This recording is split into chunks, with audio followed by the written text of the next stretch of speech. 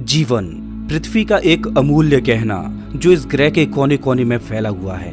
क्या आकाश, क्या जल, क्या थल, पृथ्वी पर हर जगह जीवन थिरक रहा है। पृथ्वी के सबसे जटिल प्राणियों में से एक हम इंसानों का आज इस ग्रह पर वर्चस्व है।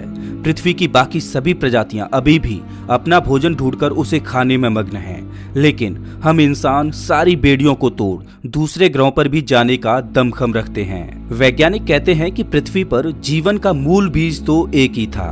उसी मूल बीज से क्रमिक विकास के चलते जीवन की अलग अलग शाखाएं निकलती गईं और आज हम इंसान जीवन रूपी इसी विशालकाय वृक्ष की एक छोटी सी शाखा मात्र हैं। हम इंसानों को आज का इंसान बनने में 4 अरब सालों का वक्त लगा है। आज हम इंसानों का इस ग्रह पर वर्चस्व ना होता अगर हमारे पूर्वज प्रकृति की मार को सहते हुए नेचुरल सिलेक्शन को ना अपनाते। नेचुरल सिलेक्शन प्रकृति का एक बेरहम नियम है। जो शक्तिशाली होता है वही अपनी पीढ़ी को आगे बढ़ा सकता है और कमजोर को ये प्रकृति स्वीकार नहीं करती। नेचुरल सिलेक्शन को कछुओं के इन बच्चों से समझते हैं। कछुए हमेशा अपने अंडों को समुद्री जीवों से सेफ रखने के लिए समुद्र से दूर एक सुरक्षित स्थान चुनते हैं और समुद्र से दूर कछुए रेत के नीचे अपने अंडों को गाड़ देते हैं ताकि जमीन पर मौजूद कोई जानवर उनके अंडों को ना खा जाए। जब ये अंडे पोषित हो जाते हैं और इनसे कछुओं के नन्हे बच्चे बाहर निकलते हैं तो प्रकृति अपनी बाहें फैलाकर इनका स्वागत करती है। लेकिन अगर इन कछुओं को इस प्रकृति का आनंद उठाना है तो इनको एक कड़ी परीक्षा से होकर गुजरना पड़ेगा। जो भी कछुए का बच्चा इस परीक्षा में पास होगा वही इस प्रकृति का आनंद उठा पाएगा और अपनी पीढ़ी को आगे बढ़ा पाएगा। जो फेल हुआ उसका ये प्रकृति परित्याग कर देती है। जब कछुओं के बच्चे अंडों से बाहर निकलते हैं तो वो अपने जीवन को आगे बढ़ा पाएंगे या नहीं, ये इस बात पर निर्भर करता है कि क्या वो दूर समुद्र का पानी नजर आ रहा है, वो उस तक पहुंच पाएंगे या नहीं। प्रकृति की कठिन परीक्षा शुरू होती है। कछुओं के नन्हे बच्चे समुद्र की ओर दौड़ लगा देते हैं, लेकिन आसमान में उड़ रहे पक्षी न जाने कब से इन नन्हे बच्चों को अपना भोजन बनाने की ताक में थे और आज इन पक्षियों को अपना पसंदीदा भोजन मिल चुका है। पक्षी इन कछुओं के बच्चों पर हमला कर देते हैं। अब इन नन्हे बच्चों को अपनी मंजिल तक पहुंचने के लिए बहुत तेज दौड़ना होगा। अगर वो आज तेज नहीं दौड़ेंगे तो फिर कभी भी वो इस प्रकृति का आनंद नहीं उठा पाएंगे। जो मजबूत होते हैं वो अपनी मंजिल पर पहुंच जाते हैं और जो कमजोर होते हैं उनकी इस प्रकृति में कोई जगह नहीं। जब मजबूत कछुओं के बच्चे अपनी मंजिल पर पहुंच जाते हैं तो समुद्र की लहरें अपना हाथ फैलाकर इन नन्हे बच्चों को अपने में समेट लेती हैं। अब ये नन्हे बच्चे प्रकृति का आनंद उठा सकते हैं और बड़े होकर अपनी नई पीढ़ी को आगे बढ़ा सकते हैं। प्रकृति के इसी चुनाव को नेचुरल सिलेक्शन कहते हैं। हम इंसान ना जाने कितनी ही बार नेचुरल सिलेक्शन से होकर गुजरे हैं और आज भी हम प्रकृति के इसी चुनाव से होकर गुजर रहे हैं। हम पिछले 4 अरब सालों से प्रकृति की मार को सहते हुए आगे बढ़े हैं। हमने ना जाने कितनी ही बार महाप्रलयों को देखा है, ना जाने कितनी ही प्रजातियों को विलुप्त होते हुए देखा है, लेकिन जीने की जिद हमने कभी नहीं छोड़ी और इसी जीने की जिद्दोजहद के चलते हमारा जीवन का सफर बहुत ही रोमांच से भरा रहा है। दोस्तों, आज की इस वीडियो में हम सफर करने वाले हैं अपने अतीत में। हम जानेंगे कि कैसे सिंगल सेल से आज की ये जटिल लाइफ बनी, कैसे हमने प्रकृति के नेचुरल सिलेक्शन को अपनाया, वो कौन सी घटनाएं थीं जिनके घटने से आज हमारा ये जीवन यहाँ तक पहुँच पाया और इवोल्यूशन यानी कि क्रमिक विकास ने कैसे हमें आज का इंसान बनाया। अभी से 4 अरब साल पहले हमारी पृथ्वी का माहौल नर्क की तरह था। हर जगह धधकता हुआ लावा फैला हुआ था। गैस और धूल के बादलों ने पूरी पृथ्वी को चारों ओर से ढक रखा था।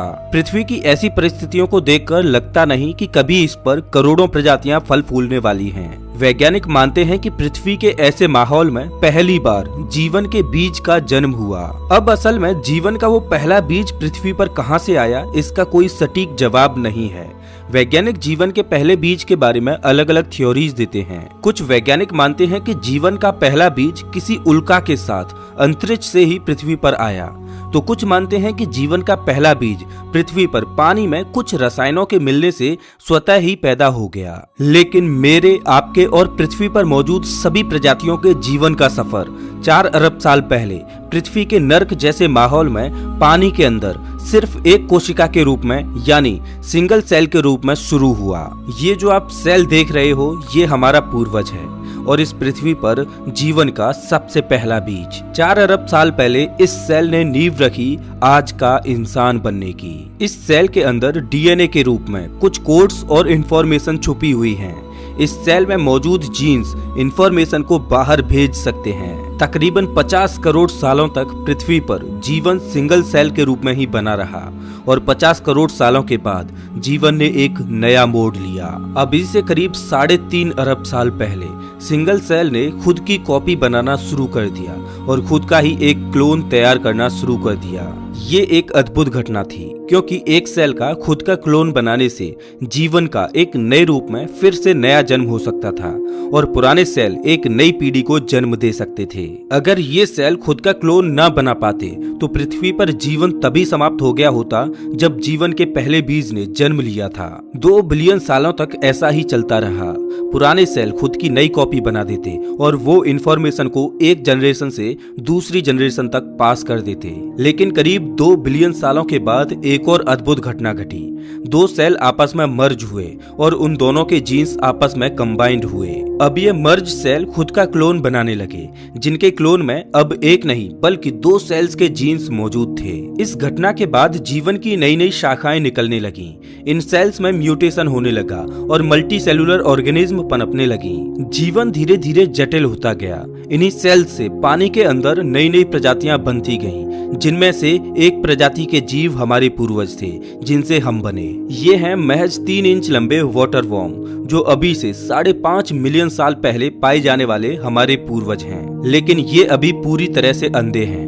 अभी तक इन्हें प्रकाश को देखने की जरूरत ही महसूस नहीं हुई, तो कुदरत ने इन्हें अभी तक आंखें भी नहीं दी। लेकिन अब वो समय आ गया है जब इन्हें अपनी पीढ़ी को आगे बढ़ाने के लिए और खतरों से बचने के लिए आंखों की जरूरत है। इसके बाद करीब 20 मिलियन सालों का वक्त लगा ऐसे सेल्स बनने में जो प्रकाश को देख पाएं और फाइनली इन वाटर वॉर्म का अंधेरा समाप्त हो गया। अब ये पहली बार इस रंगीन दुनिया को अपनी आंखों से देखने योग्य बन गए, क्योंकि अब हमारे पूर्वजों की आंखें बन चुकी थीं। अब हमारे पूर्वज इस दुनिया को अपनी आंखों से एक्सप्लोर कर रहे थे, लेकिन अब आंखों के द्वारा देखी गई इस इंफॉर्मेशन को प्रोसेस करने के लिए एक और चीज की जरूरत थी और उस जरूरत को पूरा करने के लिए आंखों के पीछे एक छोटा सा दिमाग विकसित होता गया। अब हमारे पूर्वज इवोल्यूशन के चलते एक वर्म न रहकर एक मछली के आकार जैसे बन गए। हमारा दिमाग अब छोटे मोटे सिंपल डिसीजंस ले सकता था, इंफॉर्मेशन को प्रोसेस कर सकता था।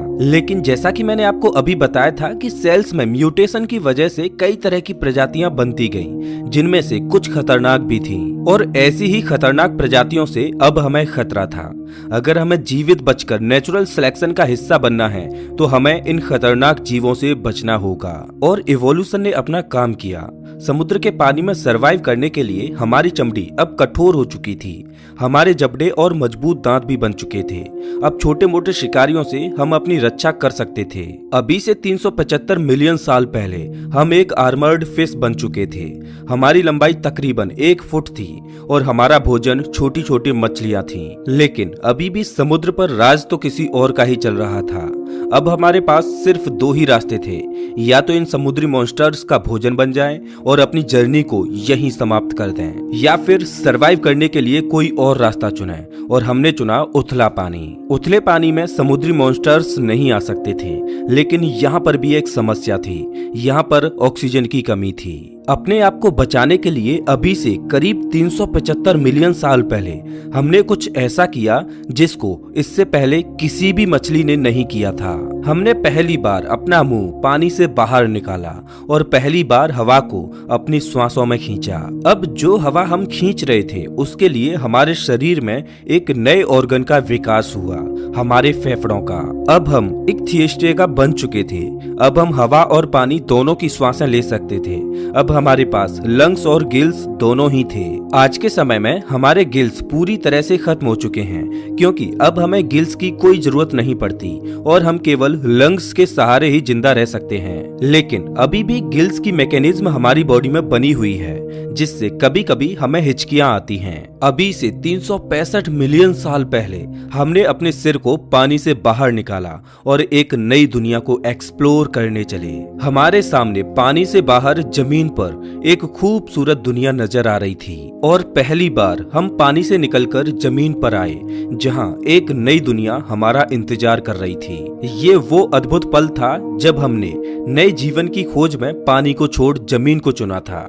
यहाँ हमारे लिए खाना भी था और सांस लेने के लिए हवा भी थी। एक थियोस्टेगा वो मछली थी जो पानी से बाहर निकली थी, लेकिन यहाँ पर सूर्य की रोशनी तेज थी तो उसको सहन करने के लिए हमारी चमड़ी और मोटी होती गई। अब हमने जमीन पर जीना सीख लिया था। हमारे पूर्वज अपने वंश को आगे बढ़ाने के लिए अंडों को जन्म देते और कुछ दिन बाद उनसे नवजात बच्चे निकलते और धरती की ये नई दुनिया उनका स्वागत करती। जब वो इस नई दुनिया को एक्सप्लोर करते तो इंफॉर्मेशन को प्रोसेस करने के लिए दिमाग और विकसित होता गया, हमारी बुद्धि का विकास होता गया और ये जरूरी भी था क्योंकि भविष्य में बुद्धि की वजह से ही हम सरवाइव कर पाएंगे। लेकिन पृथ्वी की इस जमीन पर हम अकेले नहीं थे। यहाँ भी हमारे कॉम्पिटिटर मौजूद थे जिनसे हमें अपने भोजन के लिए लड़ाइयाँ लड़नी पड़ती। इस कंपटीशन को बीट करने के लिए हमारी बॉडी में फिर से म्यूटेशन के चलते बदलाव हुए और हमारे जबड़े की मसल्स मजबूत होती गईं, जिससे हम बहुत ही तेजी से ज्यादा खाना खा सकते थे। अब हम अपने कॉम्पिटिटर्स के मुकाबले काफी मजबूत बन चुके थे और अपने कॉम्पिटिटर्स का शिकार करने में भी सक्षम हो चुके थे। लेकिन सब कुछ हमेशा एक जैसा नहीं चलता, परिस्थितियां हमेशा बदलती रहती हैं और ऐसा ही अभी से 250 मिलियन साल पहले हुआ। साइबेरिया में पिघले हुए रॉक्स पृथ्वी की क्रस्ट से बाहर निकलने लगे। इस मैग्मा की वजह से हानिकारक कार्बन डाइऑक्साइड गैस ने सूरज की हीट को पृथ्वी के एटमॉस्फेयर में ट्रैप करना शुरू कर दिया, जिससे पृथ्वी का तापमान बहुत ज्यादा बढ़ गया। पृथ्वी के ऐसे माहौल में वेजिटेशन खत्म होने लगा, प्लांट्स को खाने वाली प्रजातियां खत्म होने लगी, जिससे मीट को खाने वाली प्रजातियां भी खत्म होने लगी और देखते ही देखते पृथ्वी की 95% प्रजातियां खत्म हो गईं। बची हुई 5% प्रजातियों में हम थे और अन्य प्रजातियों के जीव जो एक दिन डायनासोर बनने वाले थे। धीरे धीरे प्रकृति की मार खत्म हुई और पृथ्वी का माहौल फिर से खुशहाल होता गया। जब वोल्केनिक इरप्शन की वजह से पृथ्वी पर मास एक्सटिंक्शन हुआ तब हम एक बड़ी छिपकली की तरह दिखते थे, लेकिन इस समय पीरियड में मास एक्सटिंक्शन के बाद अब हम एक बड़ी बिल्ली के आकार जैसे दिखाई देते हैं। अब हम अपने शरीर को घसीट कर नहीं चलते बल्कि अपने पैरों के सहारे आगे बढ़ने का दमखम रखते हैं। एक बड़ी छिपकली से इस आकार तक पहुंचने में हमें 30 मिलियन सालों का वक्त लगा है, जो कि अभी से 220 मिलियन साल पहले इवॉल्व हुए। ये प्रजाति एक भीषण प्राकृतिक आपदा को सहकर यहाँ तक सरवाइव कर पाई है, लेकिन धरती पर हम इकलौते नहीं हैं जिसने ये आपदा सहन की। कोई और भी है जिसका विकास ऐसे हुआ कि उसकी अब इस धरती पर हुकूमत चलती है। ये हैं डायनासोर। अब इनका ही जमाना है। अगर हमें इस धरती पर सरवाइव करना है तो हमें इनसे अपने आप को बचाना होगा। ये डायनासोर छोटे रेप्टाइल से इवॉल्व होकर मास एक्सटिंक्शन को सहते हुए यहाँ तक पहुँचे हैं। डायनासोरों का विकास हमारी तुलना में बहुत तेजी से हुआ है, इसीलिए आज ये बहुत ही विशालकाय बन चुके हैं। इन भूखे डायनासोरों से बचने के लिए अब हमें नेचुरल सिलेक्शन को अपनाना होगा। हमें ऐसा बनना होगा कि हम इनकी नजरों से छुप सकें और करोड़ों सालों तक छुपन छुपाई का खेल खेलते हुए अभी से 66 मिलियन साल पहले नेचुरल सिलेक्शन के चलते हमारा साइज छोटा होता गया और हम एक छछूंदर की तरह दिखने लगे। हम जमीन के अंदर बिल बनाकर अपने आप को छुपाने लगे। अब हमें डायनासोरों के द्वारा देख पाना आसान नहीं था। हमारे शरीर पर घने बाल थे, तो जब भी हमें सर्दी लगती तो हमारे बाल खड़े हो जाते, जिससे हवा हमारे बालों में कैद हो जाती, जो इंसुलेशन का काम करती और हमें ठंड से बचाती। आपने देखा होगा कि सर्दियों में आज भी हमारे रोंगटे खड़े हो जाते हैं। हालांकि अब हमें इनकी कोई जरूरत नहीं पड़ती, तो अब हमारे शरीर पर बाल भी कम हैं, क्योंकि अब हम अपने अनुकूल वातावरण बना सकते हैं और आर्टिफिशियल चीजों की मदद से वातावरण के अनुकूल अपने आप को ढाल भी सकते हैं। खैर, अब भी डायनासोरों का खतरा हमेशा ही बना रहता था, तो हमें चौकन्ना रहना होता था और जिससे पहले डायनासोर हमें देखें उससे पहले हमें उनका आभास होना चाहिए था। हमने एक बार फिर से नेचुरल सिलेक्शन को अपनाया और हमारी इंद्रियां और ज्यादा शार्प होती गईं। हमारे देखने, सुनने और डायनासोरों को सूंघने की क्षमता बढ़ती गई और इससे पहले डायनासोर हमें देखते हम चौकन्ने हो जाते। अब हमारा दिमाग और जटिल होता जा रहा था क्योंकि अब हमें सिचुएशन के हिसाब से तुरंत फैसले लेने की जरूरत थी। अब इंसानियत का भविष्य इस छोटी सी प्रजाति पर डिपेंड है। अगर ये अपने छोटे से दिमाग और तेज सेंसेज का इस्तेमाल करने में फेल हुए तो हमारा कोई अस्तित्व नहीं। लेकिन इन्होंने इस बाधा को भी पार करना सीख लिया। हम इंसानों के लिए अगर कोई अच्छी चीज हुई है तो वो थे डायनासोर। उन्हीं की वजह से आज हमारे पास एक तेज दिमाग और पावरफुल सेंसेज हैं। इससे पहले हमारे पूर्वज अंडे दिया करते थे, लेकिन सिचुएशन कुछ ऐसी थी कि जहां खुद अपनी जान बचाने के लिए लेने के देने पड़ रहे थे, तो ऐसे माहौल में भला ये अपने अंडों की देखभाल कैसे करते। तो इन्होंने एक बार फिर से नेचुरल सिलेक्शन को अपनाया और कुदरत ने इन्हें एक और शक्ति दी। वो शक्ति थी एक जिंदा बच्चे को जन्म देने की। अब बच्चों का विकास शरीर के बाहर नहीं बल्कि शरीर के अंदर कोख में होने लगा और उन नन्हे बच्चों को भोजन देने के लिए हमारी स्वीट ग्लैंड्स विकसित होकर मेमोरी ग्लैंड में बदल गईं, जिससे अब हम इस काबिल हो गए कि अपने नन्हे बच्चों को दूध पिलाकर उनकी भूख शांत कर सकते थे। इस नेचुरल सिलेक्शन की वजह से अब हमारी प्रजाति का इस दुनिया में सरवाइव करना आसान हो गया। ये सिंगल सेल से इंसान बनने के सफर में हमारे लिए बहुत बड़ी उपलब्धि थी। इस छोटे से जीव से लगभग 4000 प्रजातियां विकसित हुईं, एक छोटे से चूहे से लेकर बड़ी व्हेल तक और हम इंसानों तक। यहाँ से मैमल्स का जमाना शुरू हो गया। लेकिन अभी भी पृथ्वी पर हुकूमत चल रही थी डायनासोरों की, लेकिन कुदरत के सामने किसी की भी नहीं चलती। अभी से 65 मिलियन साल पहले एक बार फिर से पृथ्वी पर महाविनाश की घटना घटी। एक माउंट एवरेस्ट के साइज की चट्टान अंतरिक्ष से तेज रफ्तार से आई और मेक्सिको के पास खाड़ी में जा टकराई। उस एस्ट्रॉयड के टकराने से पृथ्वी पर एक महाप्रलय आई। धूल के बादलों ने संपूर्ण पृथ्वी को चारों ओर से घेर लिया। इम्पैक्ट की वजह से जगह जगह पर ज्वालामुखी फटने लगे, पृथ्वी पर तीव्र भूकंप आने लगे। पृथ्वी पर तापमान इतना बढ़ गया कि इस पर चारों तरफ आग ही आग थी। वेजिटेशन जलकर ध्वस्त हो गया, डायनासोर जलकर राख में तब्दील हो गए। अकेले डायनासोर ही नहीं बल्कि अन्य बड़ी बड़ी प्रजातियों के जीव भी अपना दम तोड़ने लगे।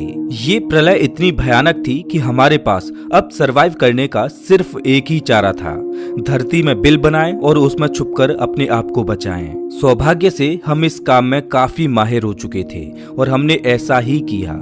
पृथ्वी पर जितने भी भारी भरकम जानवर थे वो अब विलुप्त हो चुके थे। केवल छोटे छोटे जीव ही इस आपदा में सरवाइव कर पाए और सौभाग्य से हम उनमें से एक थे। इस महाप्रलय ने फिर से पृथ्वी की 95% से ज्यादा प्रजातियों को विलुप्त कर दिया। धूल, राख और धुएं के बादलों ने सूर्य की लाइट को ब्लॉक कर दिया। पेड़ पौधे खत्म हो गए। मेक्सिको की खाड़ी में शुरू हुई लोकल डिजास्टर कुछ ही पलों में एक महाप्रलय का रूप ले चुकी थी। लेकिन प्रकृति का एक नियम है, नवनिर्माण, और कोई भी नवनिर्माण हो उससे पहले पुराने निर्माण को खत्म होना होता है। इस महाप्रलय ने भीमकाय जानवरों को खत्म कर एक नई प्रजाति को इवॉल्व होने का मौका दिया और वो नई प्रजाति थी हम मैमल्स की। इस प्रलय में छोटे छोटे बग्स जैसे कि कॉकरोच आदि सरवाइव कर गए। अब हमारा भोजन केवल यही थे। इन्हें ही खाकर हमारे पूर्वजों ने अपनी भूख शांत की और अपने आप को जिंदा रख पाए। आज हम इस धरती पर हैं तो इसमें बहुत बड़ा हाथ इन कॉकरोचों का भी है, जिनको खाकर हमारे पूर्वज जिंदा रहे। अगर आप घर में कोई कॉकरोच देखें तो उसको थैंक यू जरूर बोलना, क्योंकि उन्हीं की वजह से आज हमारा अस्तित्व है। अब पृथ्वी पर मैमल्स डोमिनेट कर रहे थे। उस समय हमारा साइज केवल 6 इंच का था। धीरे धीरे पृथ्वी की परिस्थितियां फिर से बदली। महाप्रलय को अब 5 मिलियन साल बीत चुके थे। वनस्पति जीवन ने एक बार फिर से पृथ्वी को हरा भरा कर दिया। पेड़ों पर फल लगने लगे और पकने लगे, जिनमें वो सारे पोषक तत्व मौजूद थे जो हमें चाहिए थे। सीधी सी बात है, हम जितना खाना खाएंगे उतना ही लंबा जीवन जिएंगे। लेकिन परेशानी ये थी कि फल पेड़ों पर उगते थे और हम जमीन पर रहते थे। तो मदर नेचर ने एक बार फिर से हमें सेलेक्ट किया और नेचुरल सिलेक्शन की वजह से हमारा एवोल्यूशन कुछ ऐसे हुआ कि अब हम बंदरों की तरह पेड़ों पर चढ़कर उछल कूद कर सकते थे और पेड़ों पर लगे फलों को खा सकते थे। अभी से 56 मिलियन साल पहले हम पेड़ों की इस नई दुनिया के पूरी तरह वासिंदे हो चुके थे। अब हमें जमीन से कोई लेना देना नहीं रहा, क्योंकि एक पेड़ से दूसरे पेड़ पर उछल कूद कर हम अपना भोजन जुटा सकते थे। लेकिन हमारी दुनिया हमेशा ऐसी नहीं रहने वाली थी। आने वाले 10 मिलियन सालों तक पृथ्वी का टेम्परेचर शिफ्ट होने लगा, जंगल सूखते गए और छोटे होते गए, जिस वजह से खाने की किल्लत बढ़ने लगी। ऐसे में नेचुरल सिलेक्शन ने फिर से अपना काम किया। हमारी पूंछ गायब होती गई, हमारे हाथ लंबे होते गए, जिससे हम अपनी बाहों को स्ट्रेच करके फलों को आसानी से तोड़ सकते थे। हम हमेशा पेड़ों की डालियों से चिपके रहते थे। पृथ्वी के तापमान में आए बदलावों ने हमारे पूर्वजों को भी हमेशा के लिए बदल दिया। हम पृथ्वी के माहौल के हिसाब से ढलते गए और मदर नेचर हमें बदलती गई। लेकिन पृथ्वी का ये बदलाव यहीं नहीं रुका। अफ्रीकन और अरेबियन प्लेट्स खिंचने लगीं, जिससे ईस्ट अफ्रीकन रिफ्ट वैली का निर्माण हुआ और इसके किनारों पर 3,500 मील लंबी पर्वतमालाएं बनी। कभी इंडियन ओशियन से पैदा हुए बादल पूरे अफ्रीका में पानी बरसाते थे, लेकिन अब उन बादलों को ये पर्वतमालाएं रोक रही थीं, जिस वजह से अफ्रीका के उस क्षेत्र में सूखा पड़ने लगा, पेड़ खत्म होने लगे, जंगल खत्म होने लगे। लेकिन सबसे बड़ी परेशानी ये थी कि हमारे पूर्वज अफ्रीका के उसी भाग में फंसे हुए थे जहाँ सूखा थी। प्रकृति का ये बदलाव बहुत बड़ा था, क्योंकि अब हमें भोजन नहीं मिला तो हमारा सिंगल सेल से इतने कॉम्प्लेक्स जीव बनने तक का सफर यहीं खत्म हो जाएगा। अब हमें अपने आप को बचाने के लिए कुछ ऐसा करना होगा जैसा आज से पहले हमारे किसी भी पूर्वज ने नहीं किया था। अभी से 4.4 मिलियन साल पहले हम आर्टिपिथिकस रेमिडस थे। हम 4 फीट लंबे थे और हमारा दिमाग एक संतरे जितना बड़ा था। कभी यहाँ पर घना जंगल था, लेकिन अब एक आधी पेड़ नजर आते हैं। हम इन पेड़ों की टहनियों पर खड़े हो सकते हैं, इन पर चल सकते हैं और छोटी छोटी शाखाओं पर लगे फलों को खाने की कोशिश करते हैं। लेकिन हमारी भूख शांत करने के लिए अब यहाँ पर पर्याप्त भोजन नहीं है। जो भी पेड़ मौजूद हैं वो दूर दूर हैं, तो अब हम एक पेड़ से दूसरे पेड़ पर उछल कूद करते हुए नहीं जा सकते। अब हमें उन दूसरे पेड़ों तक जमीन पर उतरकर चलकर ही जाना पड़ेगा। अभी से 4.4 मिलियन साल पहले हमने पहली बार जमीन पर चलना सीखा। अब हम केवल 2 पैरों पर चल सकते थे, जिससे अब हमारे हाथ आजाद हो गए थे, जिससे हम जमीन पर खड़े होकर पेड़ों से फलों को तोड़ सकते थे। अब हमारा काम आसान हो गया था और तेज हो गया था। हम हाथों की मदद से बहुत सारे खाने को जुटा सकते थे। आने वाले 1.2 मिलियन सालों तक हमारा क्रमिक विकास होता रहा और हमारा शरीर इस तरह से विकसित हुआ कि हम 2 पैरों पर और तेज चलने लगे। हम पेड़ों को छोड़ खुले मैदानों की ओर रुख कर चुके थे। 2 पैरों पर चलने के कारण हम तेज तो हुए, जिससे हमें खाना पानी और आसरा ढूंढने में आसानी हुई। लेकिन 2 पैरों पर चलने की वजह से चाइल्ड बर्थ में कठिनाइयां आने लगी, जिससे फुली डेवलप्ड बच्चे को जन्म देना आसान नहीं था। ऐसे में नेचुरल सिलेक्शन ने एक बार फिर से अपना काम किया। हम ऐसे बच्चों को जन्म देने लगे जो समय से पहले ही पैदा हो जाते। माँ की कोख में बच्चे का जो जरूरी विकास होना होता वो हो जाता और बचा हुआ डेवलपमेंट जन्म के बाद होता। आपने देखा होगा कि हम इंसान एक ऐसी प्रजाति हैं जिनके बच्चे जन्म लेने के बाद भी कमजोर होते हैं, जिनको अपने पैरों पर चलने में महीनों लग जाते हैं और माँ को अपने शिशु को सालों तक दूध पिलाना होता है, उसकी केयर करनी होती है, तब जाके उसका शरीर फुली डेवलप्ड होता है। लेकिन आपने ये भी देखा होगा कि जानवरों के बच्चों के साथ ऐसा नहीं होता। कोई जानवर जब अपने बच्चे को जन्म देता है तो उसका बच्चा जन्म लेने के कुछ ही मिनटों के बाद उछल कूद करने लगता है, दौड़ने लगता है, लेकिन ऐसा इंसानों के बच्चों में नहीं होता। अभी से 3.2 मिलियन साल पहले हम ऑस्ट्रेलोपिथिकन थे। हम हमेशा अपने 2 पैरों पर ही चलते रहते, लेकिन हमें जंगली जानवरों से बहुत खतरा था और हम जंगली जानवरों से तेज भी नहीं दौड़ सकते थे, लेकिन हम अपनी बुद्धि के दम पर उनसे बच तो सकते ही थे। हम अपनी बुद्धि का इस्तेमाल करते रहे, जंगली जानवरों से अपना बचाव करते रहे और समय के साथ हमारा दिमाग बड़ा होता गया। और अभी से 2.3 मिलियन साल पहले हमारा दिमाग पहले की तुलना में 2 गुना हो चुका था। 2.3 मिलियन साल पहले हम होमो हैबिलिस थे, जिन्हें हैंडीमैन भी कहा जाता है, क्योंकि इन्होंने ही सबसे पहले टूल यानी पत्थर के औजार की खोज की, जो इनके पूरे भविष्य को बदलने वाला था। ईस्ट अफ्रीका में अब हम इकलौते ऐसे प्राणी थे जो अपनी किस्मत का निर्धारण कर सकते थे, क्योंकि अब हमारे हाथों में पत्थर के हथियार थे जिनका उपयोग हम शिकार करने के लिए कर सकते थे। हमसे पहले आज तक किसी ने भी ऐसी आर्टिफिशियल चीज नहीं बनाई थी। हम सबसे अलग थे।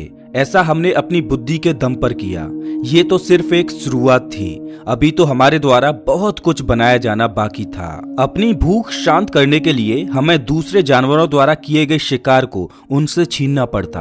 कभी कभी तो हमें अपने भाई बंधुओं से ही लड़ाई करके खाना छीनना पड़ता, और ऐसा करने में हम सफल भी हो जाते, क्योंकि अब हमारे पास पत्थर का हथियार था जो कि हमारी बहुत बड़ी ताकत बन चुका था। कई बार तो ऐसा होता कि जिस खाने को हथियाने के लिए हम लड़ाइयां लड़ते उसमें मीट खत्म हो जाती, सिर्फ हड्डियों का ढांचा बचा रह जाता।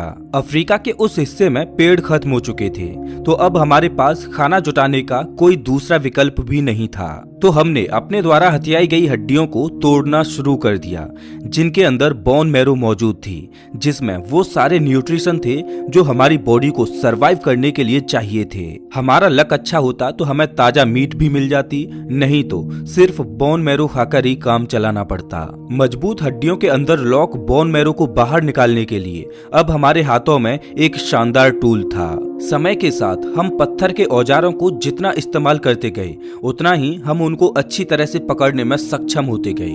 समय के साथ हमारे हाथों के अंगूठे बड़े होते गए, जिस वजह से टूल्स को होल्ड करना आसान हो गया। आज भी हमारे दैनिक जीवन में अंगूठे का बहुत उपयोग है। बिना अंगूठे के तो मानो हम अधूरे ही हैं।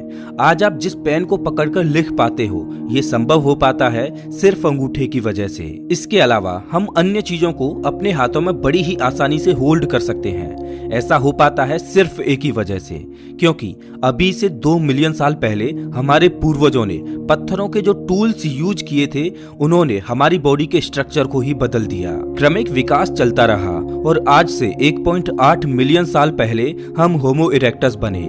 यहाँ से पहले तक हम स्कैवेंजर्स थे जो किसी और के द्वारा किए गए शिकार को चुरा लेते, लेकिन अब हम हंटर बन चुके हैं। अब हम खुद से शिकार करते हैं और भोजन की किल्लतों को दूर करते हैं। अब हमने अपनी प्रजाति के लोगों के साथ मिलकर काम करना शुरू कर दिया है। हम साथ मिलकर शिकार करते हैं और साथ में खाते हैं। अब हम बहुत तेज दौड़ सकते हैं, इतना तेज कि अपने शिकार को ही धराशायी कर सकें। एक दिन एक चमत्कार हुआ।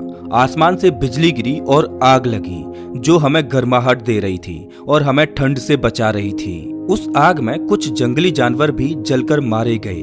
मीट हमारे लिए बहुत कीमती थी, तो हमने मीट को वेस्ट करना सही नहीं समझा। हमने पहली बार आग में भुने हुए मांस को खाया, जो बड़ा ही स्वादिष्ट था और चबाने में भी आसान।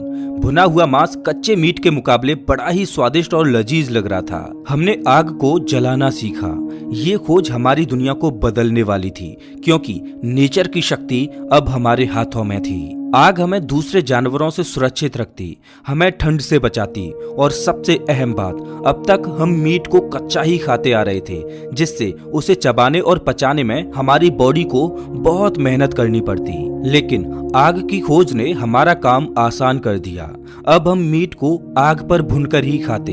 भुनी हुई मीट को चबाने में हमारे जबड़ों की मसल्स को कम जोर लगाना पड़ता और उसे पचाने में भी बॉडी को कम ऊर्जा खर्च करनी पड़ती। अब वो बची हुई ऊर्जा हमारे दिमाग में खर्च होने लगी, जिससे हमारा दिमाग बड़ा होने लगा और हम स्मार्ट होते गए। लेकिन अभी भी हम एक दूसरे से ठीक से कम्युनिकेट नहीं कर पा रहे थे, जिस वजह से एक दूसरे को समझ पाना हमारे लिए मुश्किल था। लेकिन नेचुरल सिलेक्शन ने अपना काम किया। हमारे गले की मसल्स में बदलाव हुए, जिससे अब हम तरह तरह की आवाजें निकाल सकते थे। हम एक दूसरे से बोलकर कम्युनिकेट करने लगे। भाषा हमारे लिए बहुत बड़ा टूल साबित हुई। हमारे शरीर में यही एक पहेली बची हुई थी, जिसको प्रकृति ने सुलझा दिया। अभी से 2 लाख साल पहले सिंगल सेल से जटिल लाइफ बनकर अरबों सालों तक सर्वाइवल की जंग लड़ते हुए हम आए। हम होमो सेपियंस, इस धरती के बुद्धिमान जीव, जिनका दिमाग धीरे धीरे करके बहुत बड़ा हो चुका है। हम टूल्स का इस्तेमाल करते, भाषा का इस्तेमाल करते, हमने खेती करना सीखा, हमने पशुओं को पालना सीखा, हमने ग्रुप्स में रहकर गांवों और शहरों का निर्माण किया। हमने पहिए की खोज की, हमने रेल बनाई, हवाई जहाज बनाए, रॉकेट्स बनाए। कभी भोजन की तलाश में हमने पेड़ों को छोड़ जमीन पर अपना पहला कदम रखा था, लेकिन आज हम ज्ञान की भूख में चंद्रमा पर अपना पहला कदम रख चुके हैं। हमने संस्कृतियां बनाई, हम पृथ्वी के कोने कोने में फैल गए। हमने ज्ञान और विज्ञान को समझा। कभी हमें भोजन की भूख हुआ करती थी, लेकिन आज हमें ज्ञान और कुछ नया सीखने की भूख है।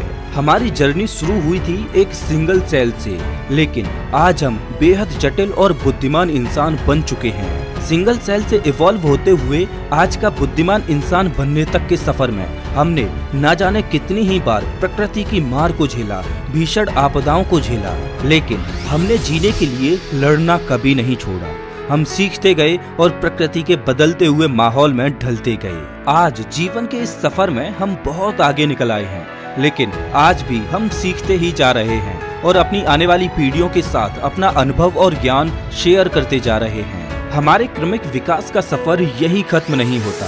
अभी तो हमें बहुत आगे जाना है, नई नई मुश्किलों का सामना करना है और अपनी सभ्यता को ब्रह्मांड के कोने कोने में फैलाना है। तो दोस्तों, ये था सिंगल सेल से इंसान बनने तक का सफर। वैसे आप हमारा ये वीडियो कौन से शहर से देख रहे हो, हमें कमेंट करके जरूर बताएं। अगर आपको ये वीडियो अच्छा लगा हो तो इसे लाइक करें और ऐसे ही वीडियोस के लिए चैनल को सब्सक्राइब करें, साथ ही बेल आइकॉन दबाएं।